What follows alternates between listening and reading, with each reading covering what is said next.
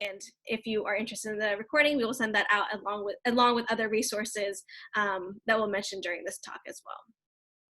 So thank you all again for being here, and continue to introduce yourselves in the chat, and we will also have time at the end for some discussion and questions. So feel free to use the chat feature, or at that time you can also, if you'd like to come on video or voice, feel free to do that as well.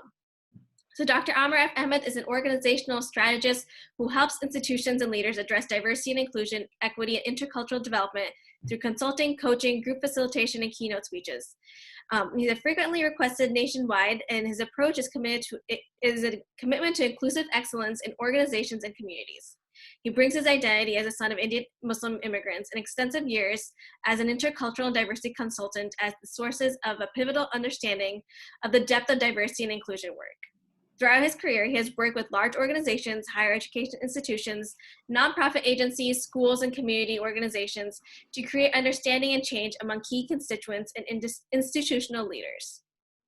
He is the founder and CEO of AFA Diversity Consulting, and he's also one of our speakers on the Book of Muslim platform, and he does a lot around leadership, professional development, assessment, and strategic change. In addition to this, he's also a faculty at the Summer and Winter Institutes of Intercultural Communication and is a member of Speak Out and Book of Muslim as well. And he has a plethora of experience from different campuses, and this specific topic is not only pertinent to him, but also to me as a Desi American Muslim who also grew up in Ohio, as you'll hear that he grew up in the same state. So we have a lot of information here for you, but a lot of time for discussion as well. And so we're looking forward to this conversation. And I'll hand it over to you, Amer. Yeah, thank you, Maria. I'll just share my screen with everybody, and thank you all for being here. It's really my honor to have the opportunity to spend this time with you on what seems to be a topic with a lot of interest, given how ubiquitous, particularly yoga, is in our society, and the need to kind of reflect on the implications of its ubiquity in our society. Before I go any further, let me go to full screen. I just want to acknowledge that, you know, all of us in our various locations are on indigenous land and want to be mindful in gratitude to the indigenous people who've stewarded this land for centuries, if not millennia, far before any of us and our own ancestors who are not native have been, in gratitude to the indigenous people in each of the four directions in relationship to us. And of course, I would say this at all times, but I think it's particularly salient and poignant right now, given the pandemic. Just all the people whose labor allow us to eat, have access to food and to water and to electricity, to the internet that's allowing us to communicate with one another. And of course, all those healthcare workers, so grateful and so much gratitude for all of those people doing that hard work that keeps us safe and healthy. And of course, I want to thank Book of Muslim for pulling this together and creating this virtual space for us to learn. So whenever I do this topic, inevitably somebody asks me the question, well, can I still do yoga?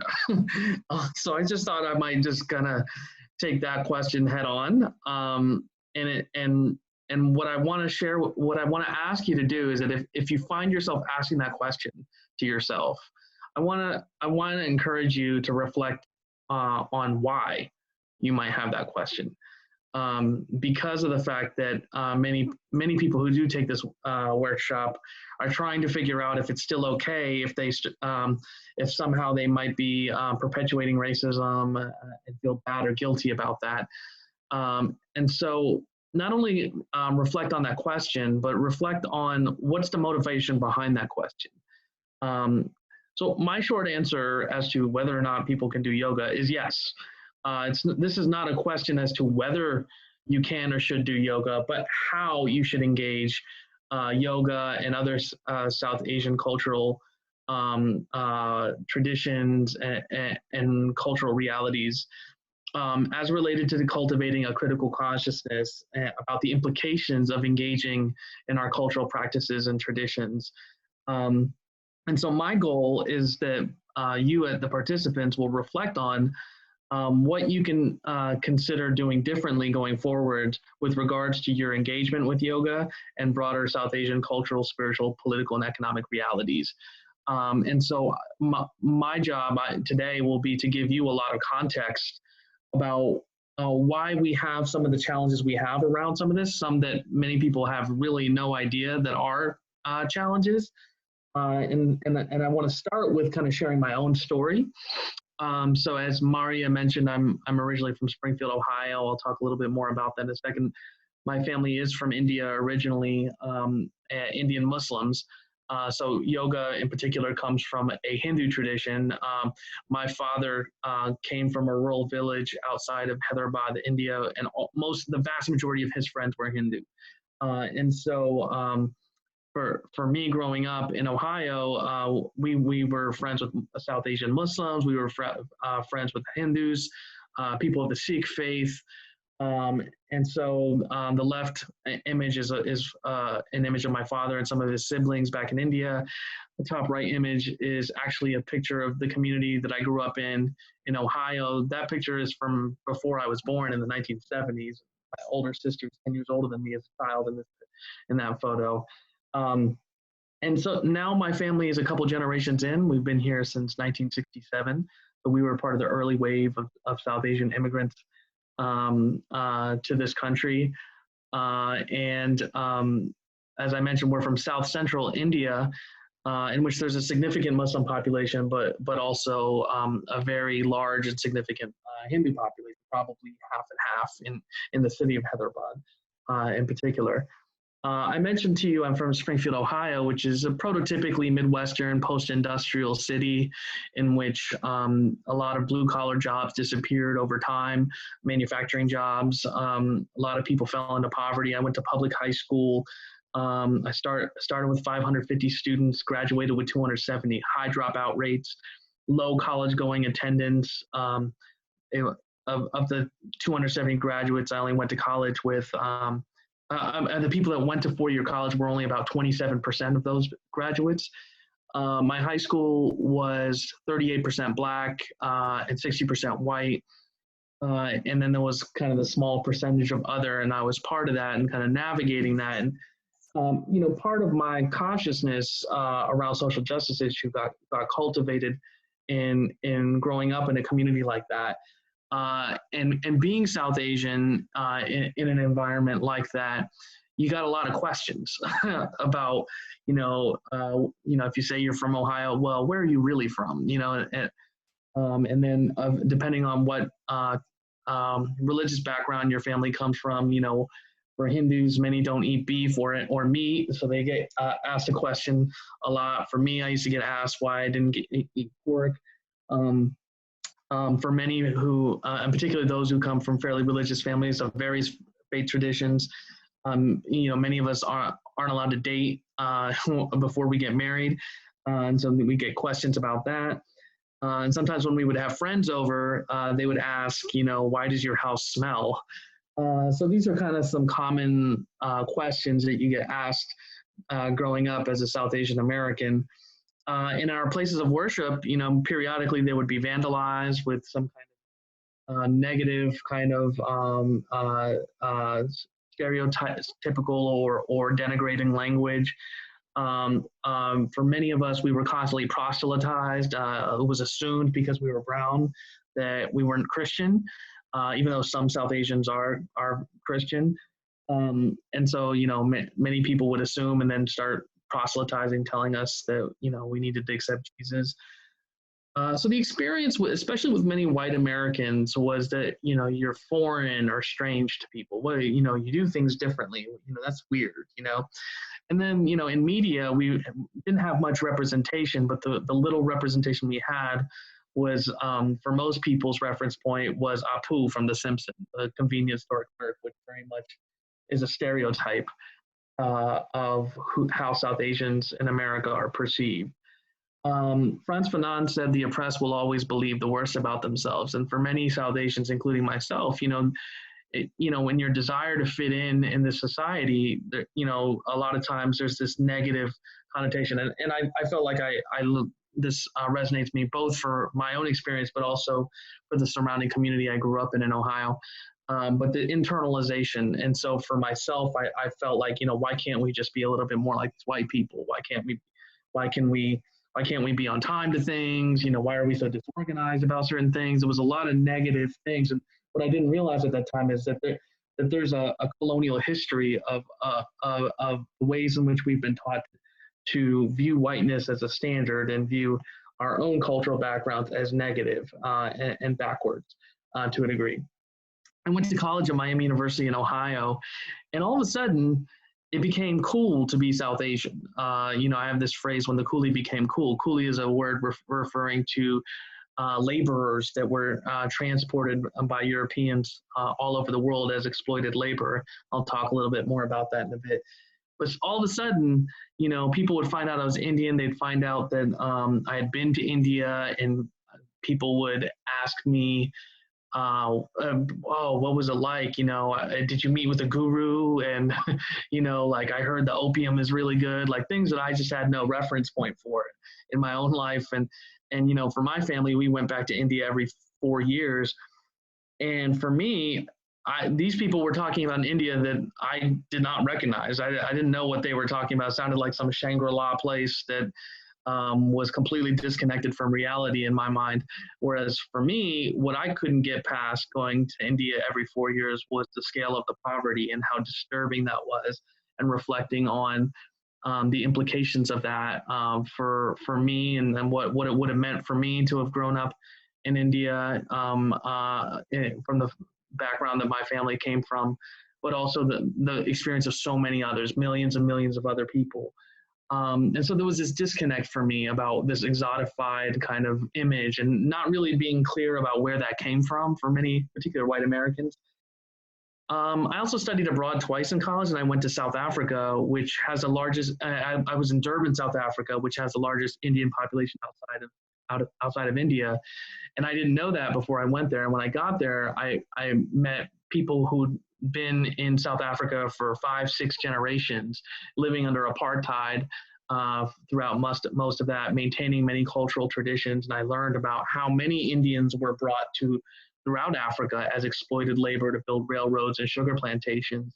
And I began to grasp a little bit about what it meant to be part of the South Asian diaspora that had been exploited for labor all over the world.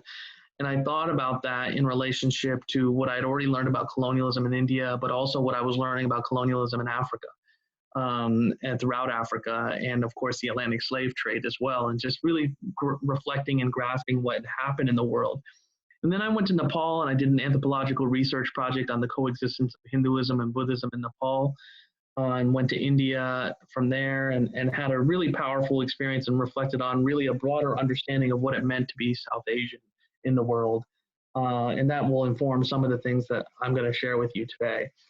I know I'm kind of being a little bit long-winded and giving you some context prior to getting into some of the meat of today's topic, but I think this context is really important in order to be able to understand that which is problematic around cultural appropriation as related to our community.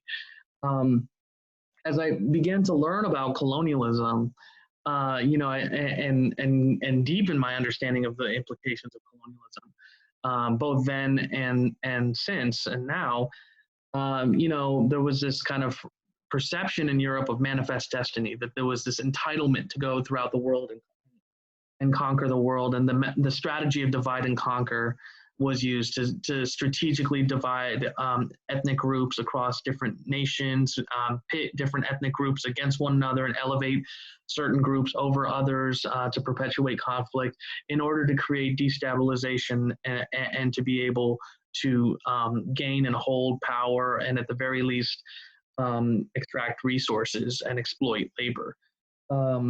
And so, again, it wasn't just the Atlantic slave trade, which was a horrific, but it was also the transporting of Indian and Chinese labor known as the coolie transported all over the world to Africa, to the Caribbean, to Fiji, to different places in the world, particularly by the British. Meanwhile, in the United States, you had the construction of this concept of whiteness. I'll talk a little bit more about that later, and that was happening parallel to this colonial history globally. And I'll start to make some of those connections in a bit. As we move into the 20th century, you have an era of post-colonialism in which many people thought this is when nations got their independence. But Europeans kind of started to realize that people didn't like being ruled by them. And so in many places in the world, it really elevated dictators in order to be able to continue to extract resources through favorable policies. In the case of India, the movement led by Gandhi was for a unified India to rise up and be independent, and the British really didn't want that to occur. Again, it was their crown jewel, and so they fomented conflict between Muslims and Hindus, which really led to the partition of India and created Pakistan. And what we now know as Bangladesh. Pakistan was originally split into East and West Pakistan. East Pakistan was what is now Bangladesh. 1 million people died in this process of the partition, the forced migration, the violence. Meanwhile, you see I have the image of the Kohinoor diamond and the Queen of England wearing the crown with the Kohinoor diamond, which the British still have as part of their crown jewels. Almost all of the crown jewels in London are from India. So India was one of the wealthiest places in all of the world, and the British really robbed it blind. And really the British Empire, really the strength of it was really built on the wealth exploited and extracted from India. And that's a big reason why my family and so many others were in such dire poverty when they were there, even before leaving India. So World War II happened, and in many ways, Europe was decimated from that, and the U.S. emerged as a global superpower. And we embarked on an era of neo-colonialism in which we overthrew democratically elected governments in many places in the world, installed dictators. Within the United States, we did not allow non-white immigration legally to the United States until 1965. And so 1965 was the inception of legal non-white immigration. And prior to that, there had been a long history of this construction of whiteness. It's important to note that European immigrants didn't perceive themselves as white. This was constructed by U.S. business and political elites to marginalize various ethnic groups, particularly Catholics, including the Irish, Italian, Jews. These were all groups that were not considered white. You may recall the phrase "Irish need not apply," because Irish people were not considered to be white. And with that, there was this pressure to assimilate into this notion of whiteness. You really couldn't get promoted in a corporation, in a company, to become a manager or something like that, unless you assimilated into this notion of whiteness, not just in terms of Anglo-Saxon cultural norms, but even where you were expected to live, certain neighborhoods that were deemed white, as opposed to staying in ethnic enclaves. And so through this process, cultural identity essentially got replaced by capitalism. And really it was a bargain. It was, it's the sacrificing, the suppressing of cultural heritage and norms and realities in exchange for economic and social mobility. And so this created a loss of cultural identity for many white Americans. And really that is how we defined what whiteness was until really the line kind of shifted. Again, race is a construct, it's an illusion, but it has real implications. And so after 1960, I'm sorry, that's incorrect. It's 1965. After 1965, you had this permission of people from other parts of the world, including my family. I mentioned my family came in 1967. So 2 years after it became permitted, my family came to the United States. And so that's how the early wave of migration, of legal migration to the United States came from South Asia. Was particularly educated people, the professional class. It was a need for doctors and engineers in particular. And, most of the people who came from South Asia that were from the elite parts of their own society, which was not necessarily the case with my family, because there was very little economic mobility within South Asia, within the societies. Usually you had to be of the educated class to get educated, to get to the point of being an exceptional professional that would get permission to come to the United States. So my family story is a little bit rare and in fact, Indian Muslims don't have significant access to education in India. And so there's a very limited social mobility for that group. And so my father's story in particular is kind of rare. And for many of us as South Asians, in the 1980s, many of us were able to bring family members to the United States, and others who tended not to be as highly educated and oftentimes working class. And so in my own family, many of the relatives of my family, worked in convenience stores, worked in magazine stands in New York,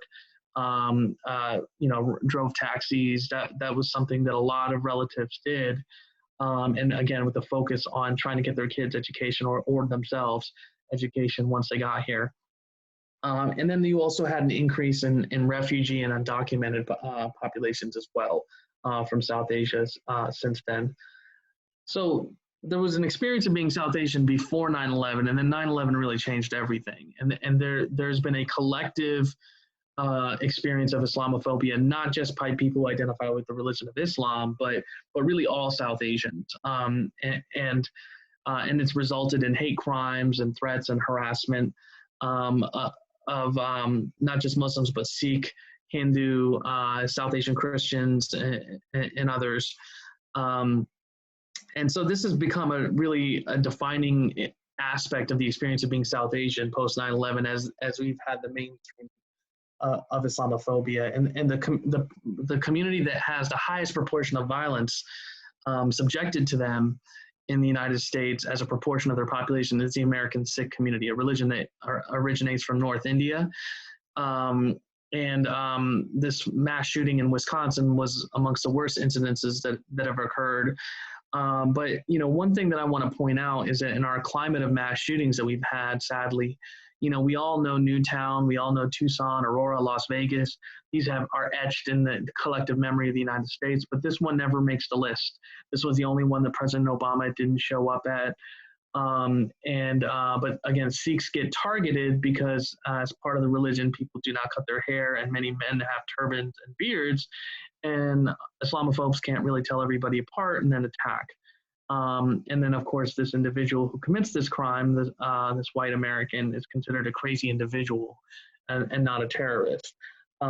So our communities have been subjected to violence and hate and discrimination, not just Sikh Americans, but Hindu Americans. Nina Davaluri, my former student at University of Michigan, was the first winner of Miss America from South Asian descent, and she was bombarded with a bunch of Islamophobic tweets. This is Miss America, not Miss Terrorist. Hashtag get off the screen. Are you serious? The Arab wins. So Arab, South Asian, we're all gotta get grouped together as like brown and then racialized and then subject to the implications of that. And increasingly, you have more violence against Hindu Americans, again perceived as Muslims but attacked. Including this is one of many attacks that have happened, but just in 2017 there was a shooting in Kansas City amongst them.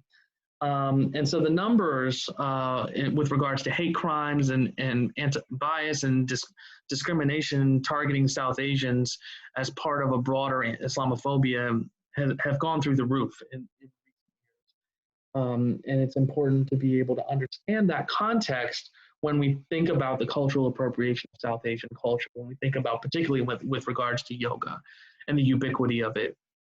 And so in that political and social context, you have, this spiritual practice that has been also mainstreamed. So in the time in which Islamophobia has become mainstreamed, yoga has also become mainstreamed. It's so popular that there are many spaces and that are almost entirely white spaces in which yoga is participated in with oftentimes with very little connection to the spiritual or cultural roots. of the tradition. And so you've seen this kind of commodification of yoga as part of a broader appropriation of South Asian culture, which I'll get at in a moment. And so many of the people who are participating in this have very little knowledge about South Asians and are typically not very invested in our struggles and our issues, not very aware of the realities and the challenges that are faced both amongst our diaspora as well as people in and the challenges within South Asia. And one thing I've noted as a social justice educator is that even in social justice education spaces, I've gone to conferences in which yoga is done in the morning as a wellness practice. Oftentimes, it is not even named or acknowledged that this is a spiritual practice that originates from India. And so that speaks to the ubiquity of it, just the degree to which it's been acculturated and appropriated to the point of a lack of recognition of where it really comes from. Another site of appropriation of South Asian culture and traditions is the bindi, what some people refer to as the dot on people's forehead, which is a spiritual and cultural practice to acknowledge a certain set of wisdom or rite of passage in life or spirituality. And so I have this little image that kind of highlights, because some people say, well, am I allowed to wear the bindi? Because I think it's cool. And again, it's just, you see the appropriation of image and media and all different kinds of places. And I think this image makes it very clear about who should be wearing the bindi versus who should not, who should consider not wearing it.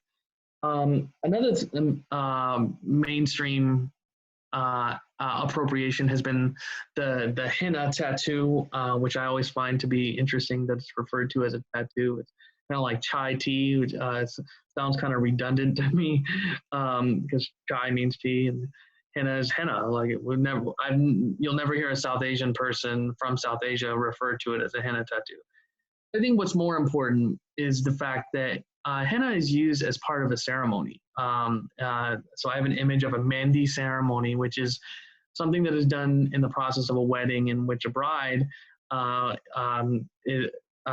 the henna done with her friends and aunties and other people. It's an integral component of the wedding ceremonial process. And so it's something very sacred, of holding tremendous meaning and value and importance in our cultural tradition. And again, it's been appropriated. It's been just turned into a tattoo that just anybody can just put on for whatever and sold, including on these little stamps. And there's an art to it as well in terms of being able to create these beautiful designs as part of the ceremony. The commodification of our culture is extensive, and it occurs within the context of extreme capitalism, in which capitalism transforms the sacred into a commodity. So this is actually a hoodie with Hanuman, the monkey god from the Hindu tradition, with the Supreme logo on it. And when I found this online, it was sold for $350. So you can imagine just the oddity that can be, and just how frustrating that can be as a person who reveres Hanuman as an important figure and an important god, to kind of see that that image kind of slapped on and just sold as part of the Supreme line as a trendy commodity. And so in the process, what you have when you kind of slap a price tag on the sacred is a loss of meaning of cultural and spiritual symbols and traditions. That really there is no meaning, there is no value, there is no significance or importance other than the fact that it's a commodity to be sold and bought because it's cool. And that's where that phrase, when the coolie becomes cool. Suddenly, we might have been treated some kind of way growing up or in our communities or subject to violence and bias and Islamophobia, but, we want to consume your sacred cultural and spiritual products and images. The commodification of culture becomes really intense as it continues to deepen in different kinds of ways. And in this example, you have the printing of Lord Ganesh, a Hindu god, as well as Islamic scriptures on doormats, something that people put their dirty shoes and feet on and wipe. And ironically, in our cultures, it's really one of the worst things you can do is to show someone your feet. And so the idea that like you're going to wipe your dirty feet on a sacred image or representation is just it is the height of violation of cultural and spiritual violation, and again the sense of entitlement that I can just take whatever from you and turn it into product and sell it and it doesn't mean anything. It doesn't. And if we say something about it, well, why are you so offended? Well, so sensitive. So yoga in particular is the most prominent form of appropriation, and particularly the industry, the yoga industrial complex that has been built around yoga, and the profiteering and the selling of this spiritual practice, this sacred spiritual practice that has been in practice for millennia in India. And so, but again, it's turned into this commodity, and Lululemon is a particularly egregious example, and I'll talk a little bit more that a little bit. But I want to show you this video. It's comedic, and so I hope you think it's funny too. But just kind of bring you into the experience.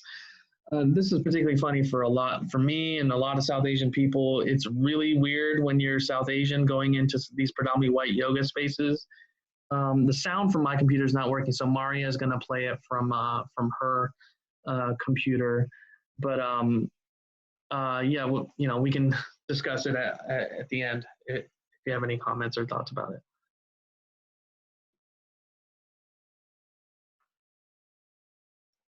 Oh, looks like there's an ad, Maria. Sorry about that, everybody.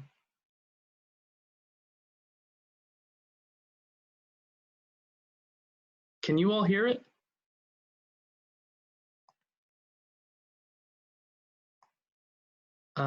Maria, there's no closed captioning, and I'm not hearing it.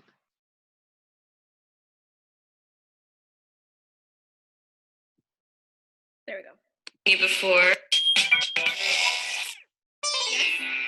All right, everyone, let's get started. Just choose a spot that feels right to you. Hello, sorry, excuse me. Someone's coming in close. I don't think I've seen you before. Beginners usually take a spot at the front so they can watch me. Oh, no, I'm pretty familiar with yoga. I'll be okay. Okay, well, if you need a block or a strap, you just let me know.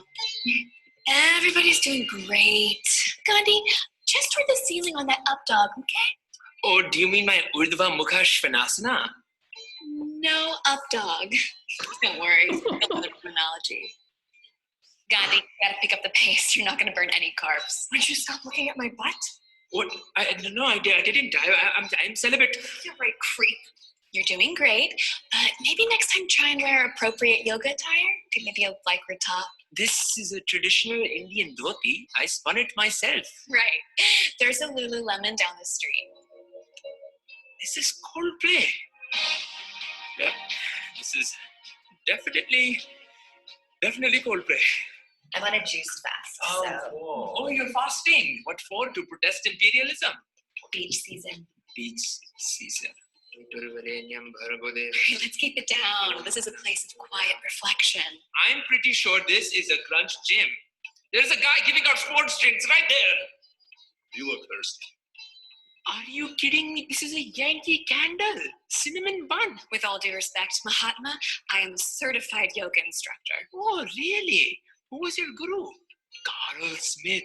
What an honorable yogi. I really want to try a yoga Lattes class. Oh my God, that is so spiritual. Bitch, you do realize this is my actual religion, right? I will give anyone $10 if they can tell me who this is. Anyone?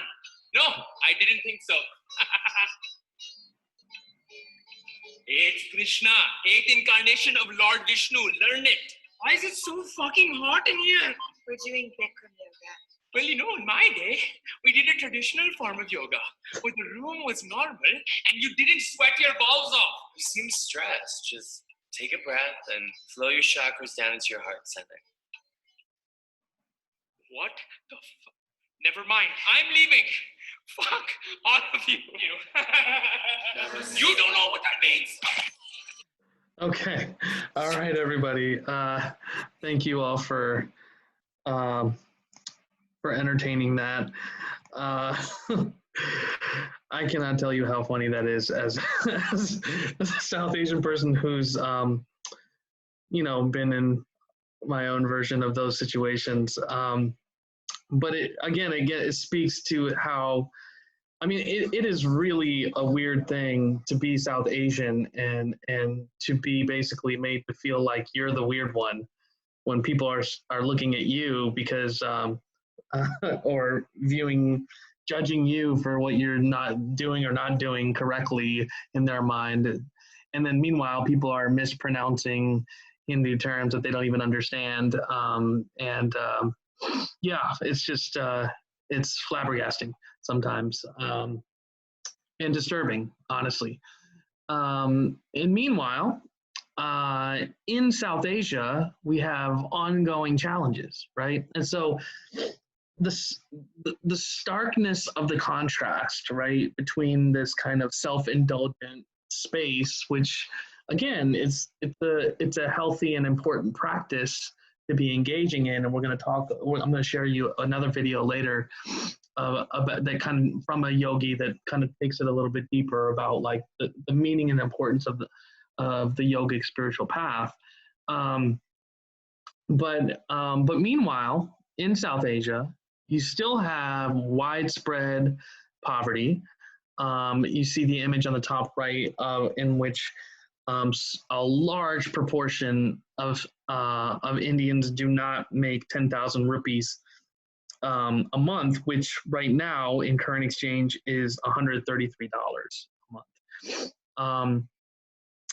In addition, you have the ongoing kind of labor exploitation that's going on in garment factories or sweatshop conditions in many cases.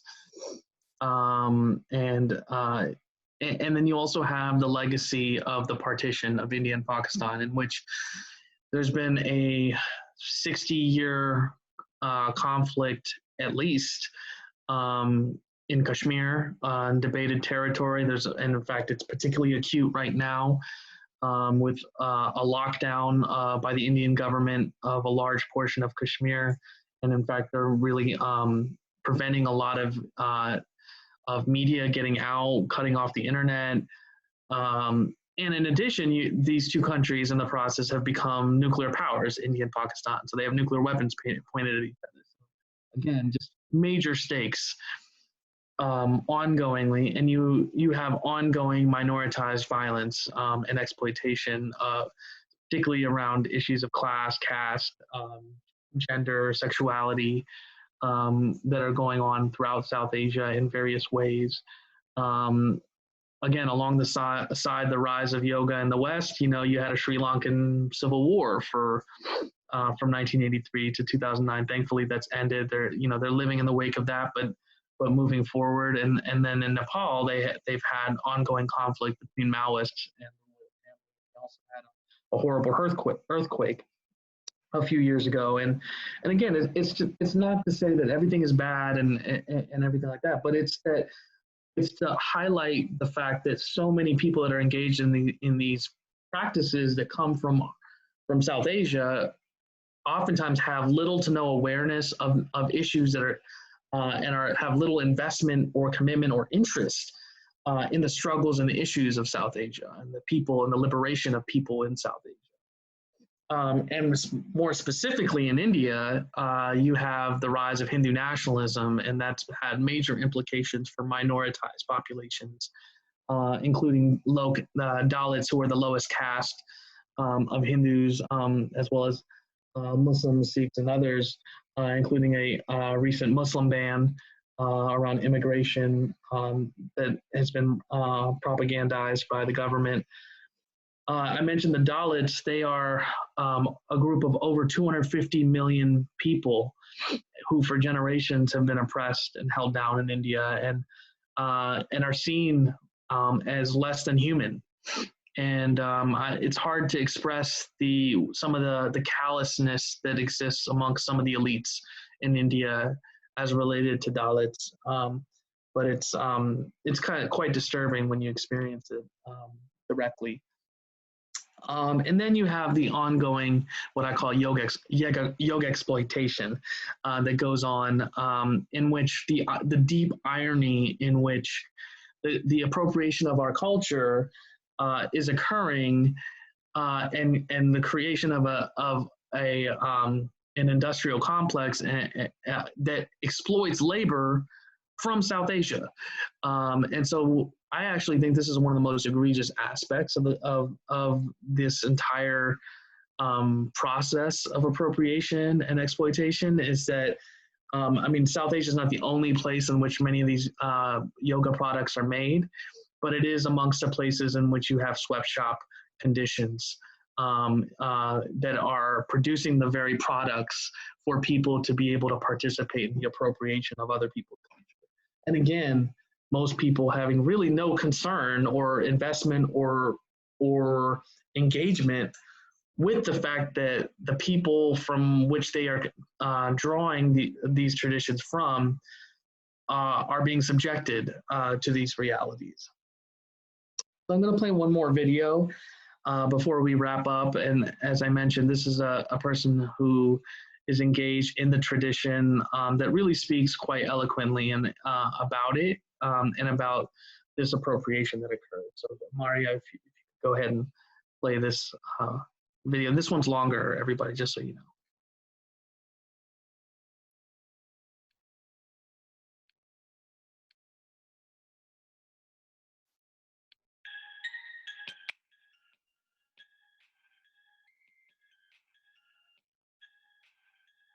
Yoga is not acrobatics. It's not aerobics. It's not a workout or a good stretch. It's not a competition.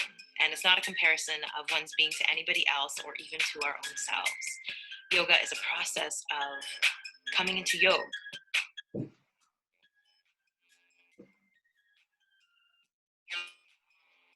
And in Sanskrit, yog means union. And it's the union of the body, mind, and spirit, and the union of the individual being to a whole being. And tapping into this wholeness allows us to tap into the deep wisdom that lies within ourselves and expanded beyond ourselves. I want to acknowledge in doing this work around cultural appropriation and yoga that there's been many, many people before me and alongside me that are doing this work, and I'm by no means the only person doing it. So often I think of the question, how can yoga be taught? And I come back to this time where I was staying in an ashram in India, learning more about yogic medicine and this 5,000-year-old spiritual path. And it comes to me that yoga cannot be taught because yoga is a process that one must go through. And while I was at this ashram, this person who was a Swami, but of course didn't tell anybody he was just leading our course or program while we were staying there. And he affirmed many times over, he came in and said, I'm not a yoga teacher. None of you are yoga teachers or instructors. You cannot teach yoga. So I think coming into the practice, whether a practitioner or someone who shares this path or medicine, we must be humble enough to know that we don't know as much as we think we do, and also that we have much to offer in just being present with each other. Yoga has been turned into something completely opposite of that in a North American and capitalist context. And that's a result of cultural appropriation. And so yoga has been turned into something that's diluted of its original meaning. It's been turned into a plaything. It's been turned into entertainment. It's been fetishized as something exotic or something attainable, something that can be held. And that's actually very counter to a yogic philosophy that, to renounce possession or to look at how we are attached to worldly things. So the context of yoga that I'm speaking of comes from South Asia. and from India, and is a 5,000-year-old medicine and spiritual path. But we can see many similar practices that are like yoga that have existed around the world in other places that have also been colonized. So in North and East Africa, there's Kemetic yoga, and we can see similar traditions here on Turtle Island, also known as North America, and even in South America, in Peru, for example, that echo similar philosophy and medicine systems that are like yoga. There are many people around the world who have been trying to talk about cultural appropriation for centuries. Indigenous people and Black people, especially here on Turtle Island, have had to deal with the bulk of cultural appropriation and extraction from their cultures and have been doing a lot of work to address this. So it's not unique to yoga or South Asia that this is happening. Cultural appropriation is taking a symbol or a cultural practice out of its original space or context and then plunking it down somewhere else, and it becomes devoid of its original meaning. And in the process, the people who are doing the extraction often are benefiting, whether through personal gain, financial gain, or entertainment. On one hand, colonization and racism allow for a demonizing or criticizing of Hindu, Vedic, or yogic practices. But on the other hand, it can be pedestaled and it can be considered magic and exotic, which is not an honoring of its wholeness. When we fetishize something, it becomes a very thin version or diluted version of what it actually is. The roots of cultural appropriation come from a 500-year legacy of colonization that has lent itself to racism that's pervasive in our society and capitalism, and out from there birthed cultural appropriation. We have to also recognize that we're all living in a world after 500 years of colonization that continues as we are here today on Turtle Island, and Indigenous peoples here have been working with settlers being here for that long as well. Folks from European countries went around the world and took over land through violent means. So through genocide, through murder, through rape, through forced conversion to Christianity often. And if not, then you would lose your land or your people or be killed. The reaction to spiritual and cultural practices of where they were going was that these practices were savage, primitive, and a derogatory kind of magic. They were destroyed and severed in many ways. They were suppressed. And so to practice these paths on spiritual journeys was often risky or forbidden. This happened in the case of Hindu and Vedic teachings, and in South Asian, along with Buddhist and Jain and Sikh teachings and Islamic teachings as well. While there was a suppression of these cultural and spiritual practices, there was still resilience and they survived. In the mid-1800s, while the British Raj was in power in the South Asian continent, we can see that yoga was starting to be brought over to the West, but it was under the rule of colonizers and a white dominance. And they had already told the people of India that their practices were savage and primitive. And so it was through control that they were able to take it out the way they wanted. It was like extracting a resource that they could sell as something exotic. And again, a plaything or entertainment or a new way of looking at spirituality that was actually 5,000 years old. We can see how colonization has also led to capitalism as an extraction of resources from other people or services from other people, and that other folks benefit from it, and that everything becomes commodified or sellable. In my play Yoga Cannibal. Okay, Maria, let's go ahead and end it there. So I know that this clip kind of covered a lot of ground that we had discussed earlier. But I just think that she does a wonderful job of really bringing together the spiritual practice in relationship to this broader historical context that I've tried to engage you all in the kind of capitalistic as well as the cultural appropriation components to it. As we move to wrap up, some things to consider going forward. First, to consider engaging yoga communities with strong cultural and spiritual connection roots And you heard also from the video that there's also a form of yoga that comes from Kemet, from what we now call Egypt. And there are other traditions from other parts of the world. So, I strongly encourage engaging traditions that are rooted in some kind of spirituality that's held by people who are deeply connected to that tradition. In addition, I want to encourage people to continue to learn and understand and engage social justice issues related to South Asians as a diaspora around the world, as well as in South Asia, and build solidarity with our communities around those issues in which we face and engage and navigate. Some authors that I recommend to read right now that I think are particularly salient right now in this moment are Arundhati Roy. Actually, she just did today this amazing talk with Imani Perry that I highly recommend. I heard part of it before we jumped on here. And Vijay Prashad. He's a brilliant scholar. You can learn a lot about South Asian experiences, both in South Asia as well as throughout the diaspora. And I also want you to encourage you all to develop a consciousness around any kind of economic consumption that you do around yoga or South Asian cultural practices or products. And so I have a couple examples in which I've come across cooperatives like Satya Yoga Cooperative, which is based out of Colorado. It's kind of people of color centered, connected to both South Asian and Kemetic practices.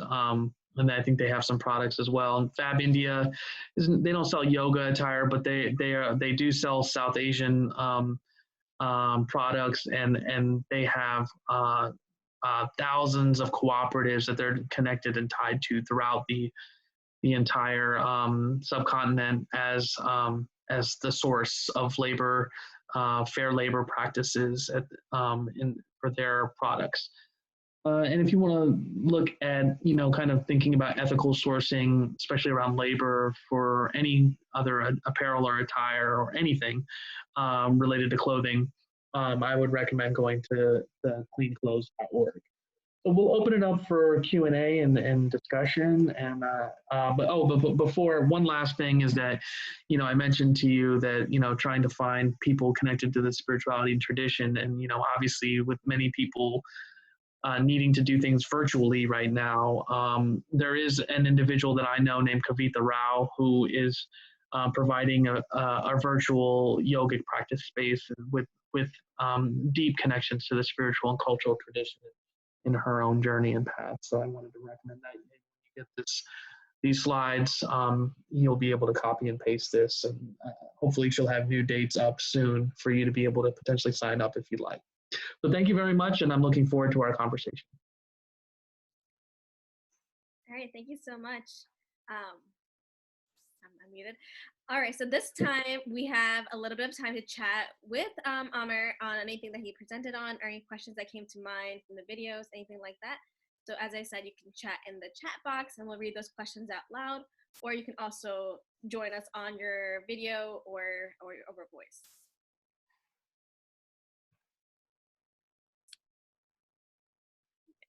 Oh, someone asked me to post a link on the chat. I'll do that right now.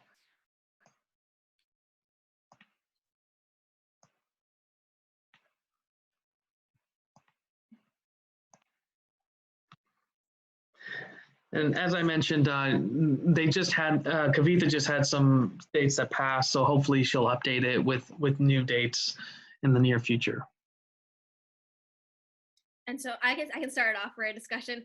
What do you see maybe in the last, I'll say 2 to 3 years that may have changed for better or worse for, South Asians in America, whether that's representation in media, politics, or just the atmosphere and the climate? Yeah, so I think there's this kind of dual experience that we're having. One is that, again, the re-rise of Islamophobia and the intense increase of hate bias incidences directed towards South Asians and others, again, who are perceived as Muslims, not just people who are Muslim. And so Hindus and others are very much subjected to that. But then also, you've also had the the new platforms and media that some South Asians are getting, like people like Hassan Minhaj on Netflix with this show Patriot Act, some actors. So we are starting to get a little bit more representation in media. I don't know if I should. Well, I'm going to share this joke. I posted it online. I said, one of the ways in which we've now been able to increase our representation in media is by having a pandemic. Because suddenly there's a lot more South Asians on TV right now because so many of us are in that field. But yeah, so but I think it speaks to the integral nature, the fact that we are so integral in this current crisis, just speaks to the ways in which we contribute to this society and how integral we are to the overall societal functions of this society. And we're embedded into many aspects of the society, and we contribute. And I'm glad that we're starting to get more recognition and visibility in various ways for that. But it's also important for people to know that we're also being targeted in all sorts of ways as well. Thank you.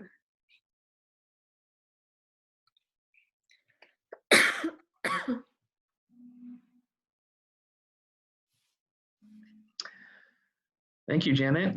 Okay, so I've got mostly like positive comments. Any questions or thoughts or reflections, or if you can potentially unmute and say something if you want. So last time we actually held a session for another campus. And so you can also do this discussion for your campus if you have a class or a student group or something like that where you'd like to hold this for your students or your colleagues. We can also set that up. But we do have a question. We do have a question. Do you want to read it, Mario, or should Sure. I? Okay, go ahead. In higher education, we often don't have spiritual spaces for South Asian students to practice, but we offer yoga as something in the campus rec center. Would you recommend to higher ed professionals in better support of South Asian students? Indeed, and so that is true, and that is the case. There's an interesting organization called Convergence that is focused on better embedding spirituality and spiritual life and identity into broader DEI work. So I encourage you to learn about them. I think the website's convergenceoncampus.org. Yes, and yeah, we need to be able to ensure that there's space for Hindu, Buddhist, Muslim, Sikh spiritual practices in our meditation spaces and prayer rooms. If we don't have them, to try to find space for that. To encourage to work with our students to be able to make those spaces accessible for their practices, and ideally still meet multiple traditions' needs.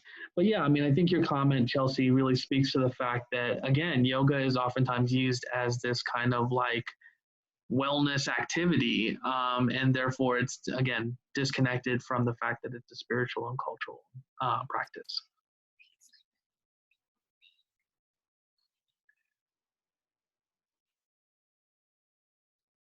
Okay. We'll give you all a couple of minutes if there's anything else.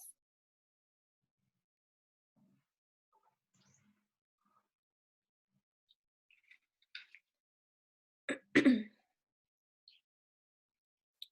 right. Well, I would like to hit on one question before we do end. I think that line between cultural appreciation and appropriation, right? A lot of times when we're talking about appropriation, some people feel very defensive, and what do you see that line as, or how do you define that? Yeah, I mean, it's important to know that cultural exchange is a good thing, and that we should be, it's not that we don't want the exchange of cultures and people, but I think there is this dynamic of this disconnect between engaging in someone's practice but not really, it's what we see across different groups and traditions is the taking of the traditions and the sacred, but not the taking of the people, not like the engaging and the respect and the appreciation and the investment and the empowerment of others. And I think Kimberly's made a comment about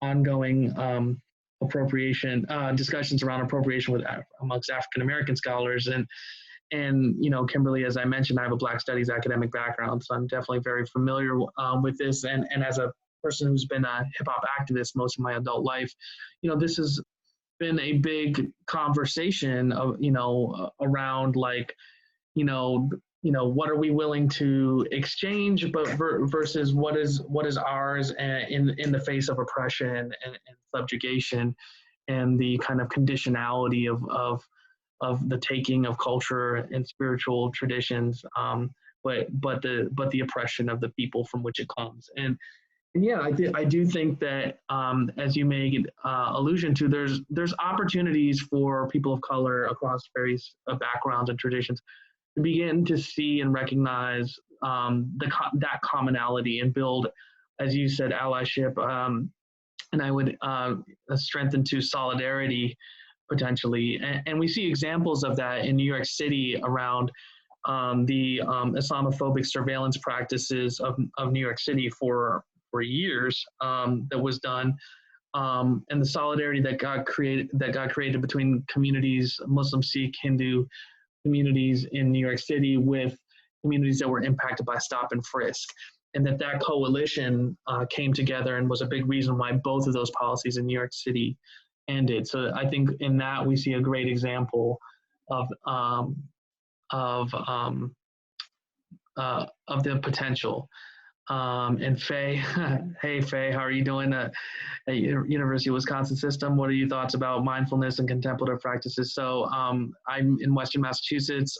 This Center for Contemplative Practices in Higher Education is based here, and I engage them. And honestly, I was very resistant to engaging it when I was at UMass Amherst. It was a group of people working on it, and it was overwhelmingly white. And I was very resistant to the idea of participating in it because my sense, based on my experience, was that I would be kind of validating and sanctioning it as okay because I was South Asian and basically saying this is a good thing. What I will say is that at least that organization and participants have really been moving towards a social justice lens and really trying to elevate the voices of people of color, name these practices as Buddhist and of traditions and groups. Because one of the things that's been happening around mindfulness, kind of like yoga, it's been appropriated as this new thing that's great for wellness when it's actually a tradition of people that have been doing it for millennia. So again, it's just that tension between to what degree do we exchange practices and there being openness to that, and to what degree are we exploiting people, appropriating, and then. But I think particularly there's the sense of who's benefiting. I think that's the big question: who's benefiting from the use of these practices? And if the people from which these traditions come from are not benefiting, then I think we really need to really ask ourselves, what are the real motivations behind the use of some of these practices?